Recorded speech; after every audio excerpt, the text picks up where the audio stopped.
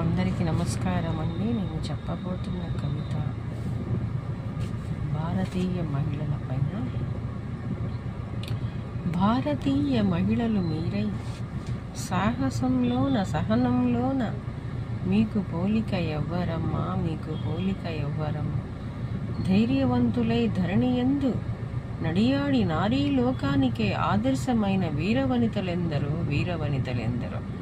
దేశం కోసం ప్రాణాన్ని పణంగా పెట్టిన ఝాన్సీ లక్ష్మీబాయి, రాణి రుద్రమదేవి, సేవలో మదర్ తెరీసా, అందరి ఆకలి తీర్చిన డొక్కా సీతమ్మ, ఎందరో మరెందరో సేవకులుగా పాలకులుగా పడతులు మీరై ప్రణమిల్లారు భరత భూమిలో.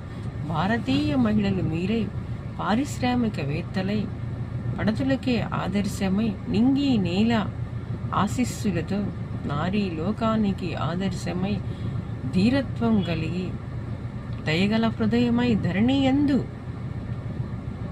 మీరు నడియాడిన మీ సంస్కారానికి జయజైలు పలుకుతుంది ఈ భారతావని, మన భారతావని. భరతమాత కీర్తితో మహారచయితలు మీరై గాన కోకిలమ్మలు మీరై భూగగనసీమనే పులకింపజేసిన భారతీయ మహిళలారా, అందుకోండి మా అక్షర అభినందనలు. కర్షక కార్మికురాలివి మీవై ప్రపంచానికి వెలుగైన పడతి, అందుకోవమ్మా నా అక్షర అభినందనలు. తెలుగు జాతి వెలుగు జాతి నీకు జయజైలు పలుకుతుంది భారతీయ మహిళ. నువ్వు అనుకుంటే సాధించలేనిది ఏదీ లేదమ్మా ఈ జగాన.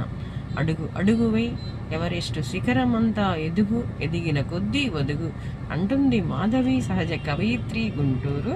ఈరోజు నాకు ఏలూరులో మాతృదేవో భవ అవార్డు శ్రీ కళావేదిక వారు ఇవ్వబోతున్నారండి. అయితే ఈ ఓరియంటన్ హోటల్ దగ్గర మా తమ్ముడు టిఫిన్ కానీ ఆగారు. నేను కారులో కూర్చొని కవిత్వం వచ్చింది భారతీయ మహిళల పైన. ఆ శ్రీ కళావేది వారికి కూడా మనస్ఫూర్తిగా మా పార్టీ తరఫున, మా కుటుంబం తరఫున ధన్యవాదాలు తెలియజేస్తున్నాను. మరి నేను ఎక్కడో పల్నాడు జిల్లాలో, పౌరుషాల జిల్లాలో పుట్టిన నేను దేశ విదేశాల మీద కవితలు రాశాను. ఈరోజు ఏలూరు ఎన్నో సన్మానాలు, ఎన్నో మెమోంటోస్ వచ్చినాయి నాకు.